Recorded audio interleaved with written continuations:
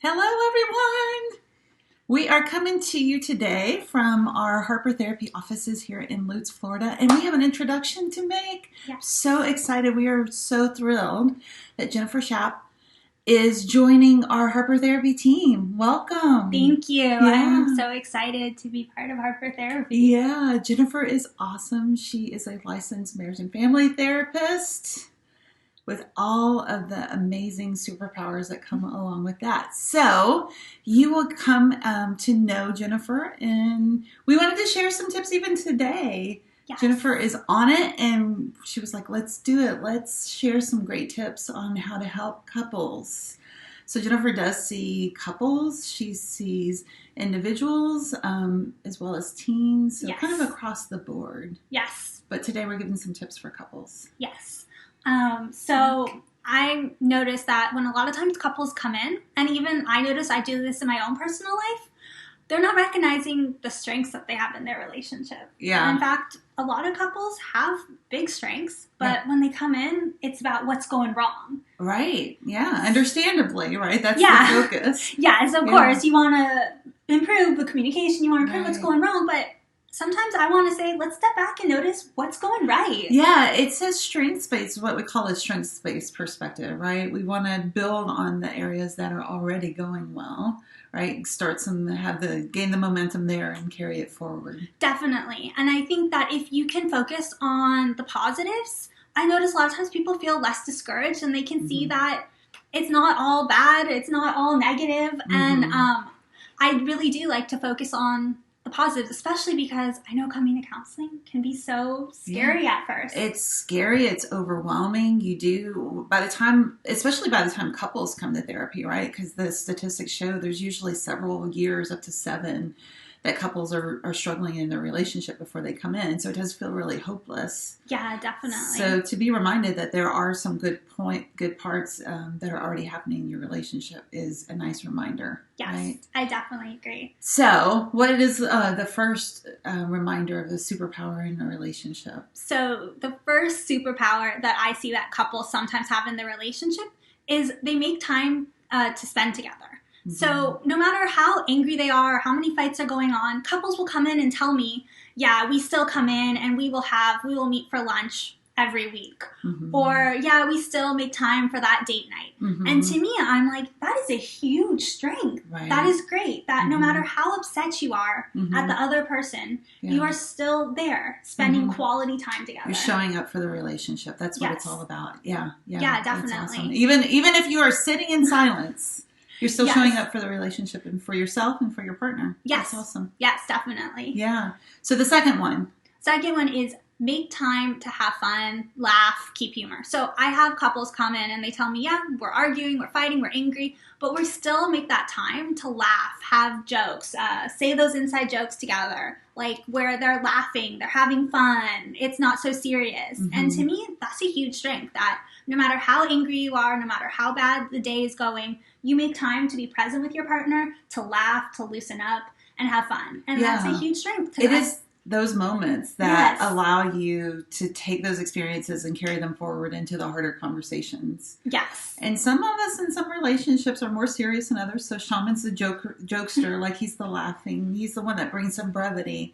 And for the longest time, I was so annoyed by it until I realized how important it is, right? Especially if we're going through a hard patch, or especially if we're really annoyed with each other, to bring some humor and some brevity. So yes, that's definitely a superpower. I definitely agree with that. And I also think it allows vulnerability. Yeah. To be able to be like, joke around and laugh. Sometimes that allows you to just let your guard down and show like, this is one person that I feel comfortable being myself around and being goofy. Because not everyone gets to see that side of you. Right. And it's a good reminder of that too. I love that. That. So the third superpower in recognizing in our relationships is seeing the positives your partner does for you, even when you're upset at them. So maybe you notice, you know what? My partner is always there to listen to me at the end of the day when I have a hard day.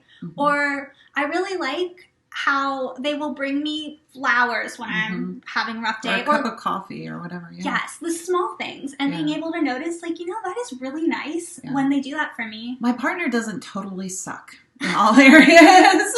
Right? Yeah. Because I mean, this is a different subject, but that's also going into love languages. Like maybe that is like the positives that they're doing for you is their love language. Right. And that's them showing you like, I care. Yeah. Yeah. That's great. I love that one. It's a good reminder, right? Number 4. That you're loving and complimentary. So what I think of when I say that is that even if you're upset, no matter where you are in the relationship, you're still there to support them. You're giving each other hugs, you're holding hands, telling each other positive affirmations. Like maybe it's like telling your partner, coming and telling you, wow, you look beautiful today. I think those are huge strengths. Or, that I love you. I'm really annoyed by you, but I really love you. That's a big one, for sure. Being able to still say I love you. If we're going to be open and honest. Yes. Yeah, that's true. And I think that shows that even how mad you are, that doesn't mean that your partner stops loving you. Right, right. Yeah, we can be mad and frustrated by behaviors and still be connected to our partner as a human being and as our partner. Yeah. That's important to remember. So the fifth superpower to be aware of is insight into your own behavior. So this one maybe is a little bit harder for people because it's sometimes recognizing maybe things that you're doing in the relationship, contributing to the communication pattern that are not effective. Maybe you're like, when my partner is upset, sometimes I just stop talking to them. And we all have areas that we're working on. We all have our own defenses. Human. And sometimes to acknowledge, like when you come in and you're like, this is something I'm doing that I really want to work on. To me, that is so big and that takes so much strength to That is so huge because it shifts away from, because a lot of times, understandably, people are so wounded by the relationship that they want to place blame on their partner. In any relationship, whether that be our marriages, our romantic relationships, whatever, if you think of it as that piece of the pie, right? Well, I am responsible for a certain percentage of that piece of the pie, even if it's 2%. Right? Yeah, definitely. I know for me that I'm married, and sometimes in my relationship, when I'm having a bad day, I'll snap at my husband. Totally, because we're human. Yes, right? And sometimes I'll have to take a step back and be like, you know what? That was mean of me to talk to you that way, and I'm sorry, and let me try again. Right, totally. This is my favorite one. Number 6. So the last one is something that whenever I talk about with couples, a lot of times they're actually taken back. Right, because we don't talk about this enough. We don't talk about it, is sex. Sex, yeah. And I know people aren't used to asking you, so how's your sex life? How's your sex life? How often are you guys having sex? Yeah. And to me, a huge strength is no matter how upset you are, if you're still having a healthy sex life for your relationship. Right. And to me, that's always amazing. Because sometimes when there's tension in relationships, it's normal that the sex life can be oftentimes impacted. is the first thing that kind of goes, right? For sure. Yeah. So, to me, if you are still having a healthy sex life in your relationship, that is a huge strength. I think that's, too, a practice of vulnerability when we still are able to enter into that sexual partnership with our with our spouse, with our partner, and connect that way. So, I definitely agree. And the points that I'm making, if these certain ones aren't in your relationship, this isn't to make you feel bad at all. No, because you have your own unique yes. strengths. Yeah. Yes. Because some of the points I'm mentioning are sometimes things that struggle when people are fighting. Right. But like I said, I think it's really important to notice, hey, are any of these things that I notice about my relationship? Yeah. So if you have your own unique strengths in your relationship that we didn't mention today, throw it in the comments. If you and your partner would like some support in identifying these strengths so that you can build on them and work on improving your relationship, give us a call. 813-434-3639. The website is harpertherapy.com. But everyone, give Jennifer a warm welcome. We're so happy to have you. Thanks so much. Thanks for sharing your tips with us today. Of course. Have a good one, guys. We'll talk to you soon.